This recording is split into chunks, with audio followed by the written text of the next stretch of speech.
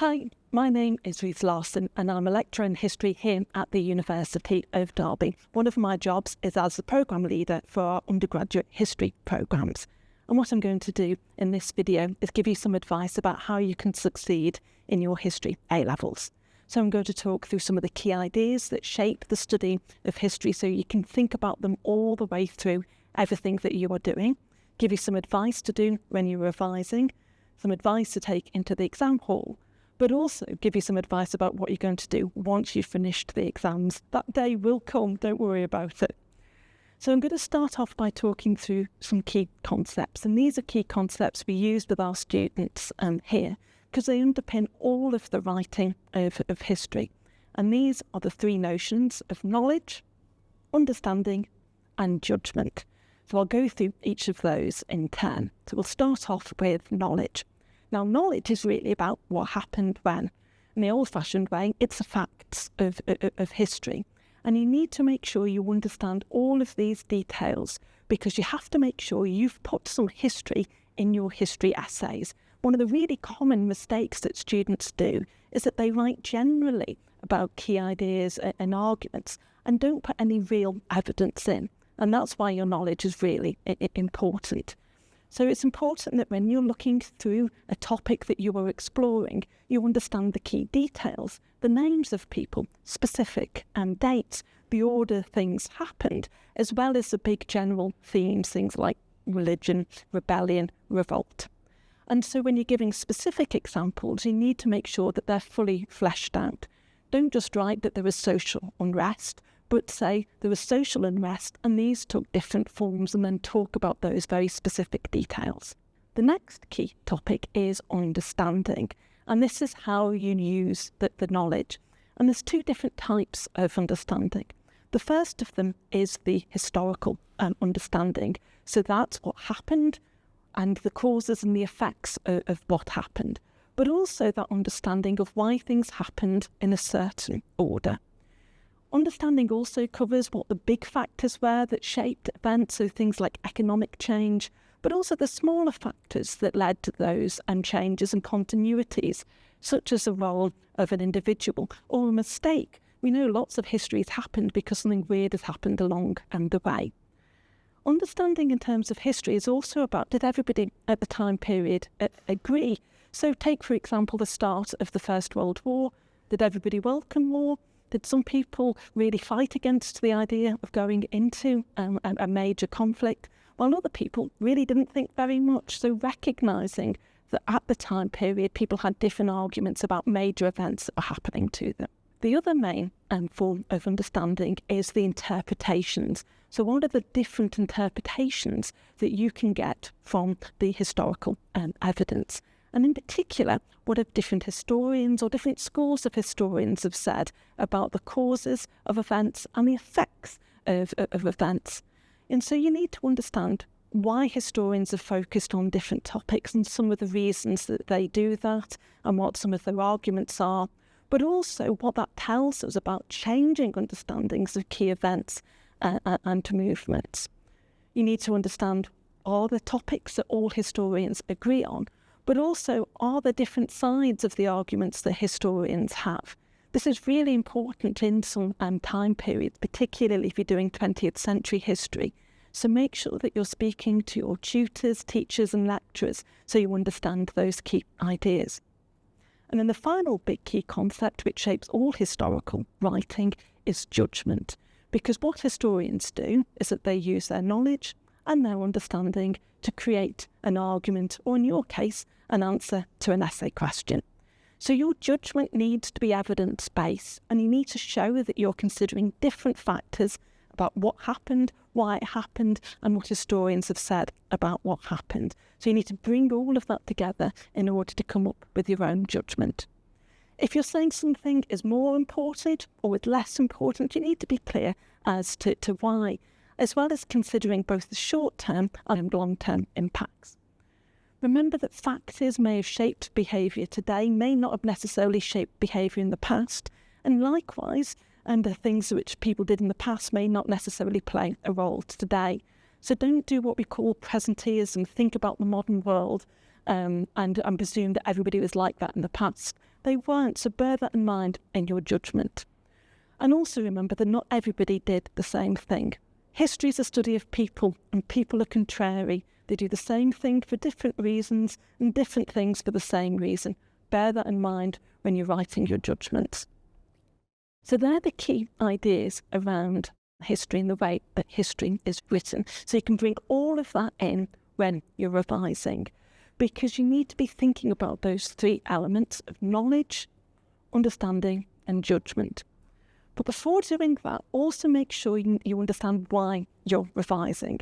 History is a massive topic. It's everything that happened before I started this video. So what you need to really make sure you understand is what are the key themes and time periods for your different exam papers. Once you've got that focus, then get the specific information about what happened, by who, when, and so that you can recall it and use it in your exams. You need to make sure that you know the different understandings about the topic, that you can apply those to what you're writing, and also understand the different historians' arguments. And then you can use that knowledge and understanding in your judgment. And the best way to do that is practicing exam questions where you're not just showing that you can remember the facts, but you can use those facts and understanding to develop a clear answer. So in terms of revision tips, I'm not going to give you lots of revision and tips here, but there's loads of different places you can get that really strong and important advice. But what I'm going to do instead is share with you some of the things that the students and the graduates of the University of Derby said to me that they wished that they'd had as advice before they did their History A-levels. And the main thing that they all said was about practice. Now, the practice takes two different forms. The first is looking at past essay and questions and exam questions. So you can start looking at the different themes that appear in lots of papers. And that means that you can start using all of that type of evidence for writing your answers.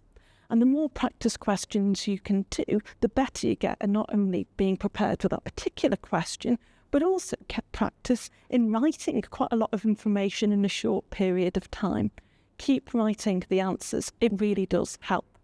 The next thing that you really need to be making sure that you do is understand the mark schemes. Now, they can look a bit scary at first, but if you do that, then you can really get an understanding of what the exam boards want you to do, and that can really help you to be much more focused in the work that you are doing and that you are revising. And in doing all of that, don't be afraid to ask for help. It's what historians do all the time. We work with other historians to practice our ideas, to share what we're thinking about and get in debate. So don't feel as though you're doing something wrong if you're asking for help.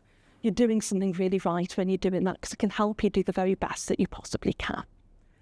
And that's the other bit of key advice that my students and graduates were saying to me, which is to put it in a little bit of perspective. And remember, perspective is a really crucial skill for historians to have. We know that doing well in your A-levels is really important to you. You wouldn't be watching this video otherwise, would you? But also, at the same time, you recognise it feels as though it might be shaping the whole of the rest of your life. And while they are really important, don't worry so much that worrying becomes the main thing that you do and you actually aren't able to succeed. Make sure you're taking really good advice about the best way that you can prepare so that you can do the very best that you can. And there's lots of different options for you out there, whatever happens in the exam hall. I'm going to give you some general advice, first of all. And the most important thing that you do is that you read the exam paper and all of the instructions. Now, hopefully, if you've been doing all of that practicing, it'll be familiar to you already. But you need to make sure that you're following the advice that's laid out there. And that can actually be quite calming. It can slow you down as you read through it methodically. Then you need to read through the whole of the exam paper, all the way front to the end, and plan out how you're going to spend your time. So think about how much time you're going to spend on each of those different exam questions.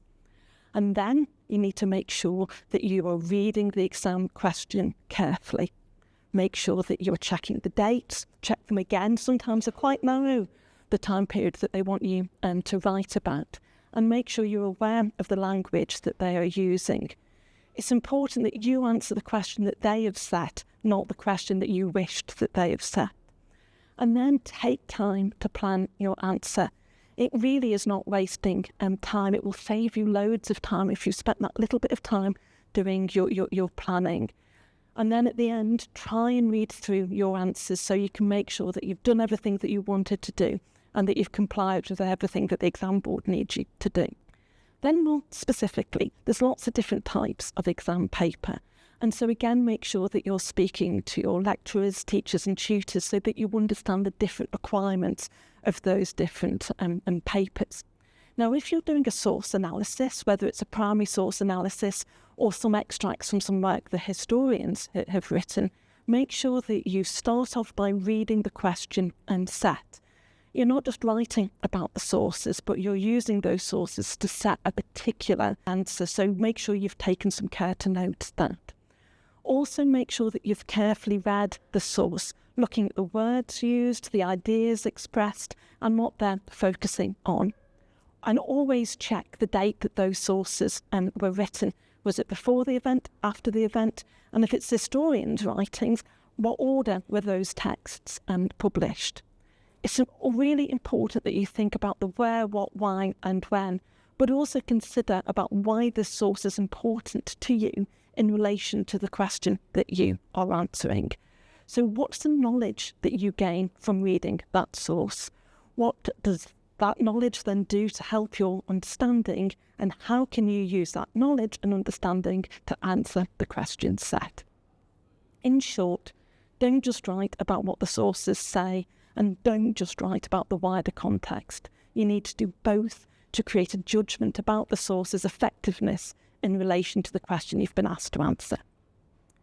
Then, for the more exam-based exams, again, make sure you're answering the question set and make sure that you're understanding the type of question that's been set. Is it a factors one? Is it interpretation one?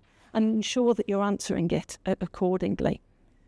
As with the primary sources, focus on the language that's been used in the question. Or they talk about rebellions or reform. That means quite different things in different time periods, so make sure you understand that language. And also keep an eye out for the dates.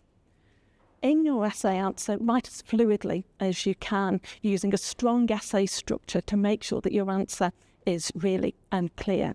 And don't just focus on a single element, but don't cover too many either. Focus in on a clear argument based on both your knowledge and your understanding. And that knowledge and understanding will help you come up with a fair judgment, which will help you answer the question.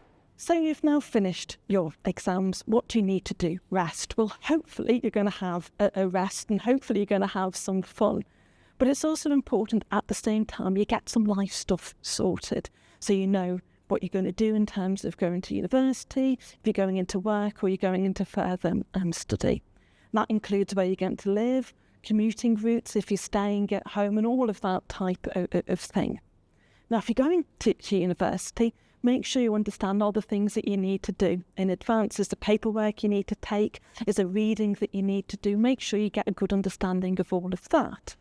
But you may also want to carry on doing a bit of studying. And there's lots of free online courses that you can do. These are called MOOCs, which will keep you up to date in the habit of learning, but also expand your knowledge on different topics. So if you go to study history or politics, we here at the university have got a MOOC that we've just launched on dictatorship, censorship and propaganda. And studying that will really prepare you for going to university. So hopefully that you found that helpful in preparing yourself for the exams that you're going to be taking. But I really want to wish you the very best of luck. And remember that by using knowledge and understanding, you can come up with a great judgment and really succeed. Good luck, everybody. Bye-bye.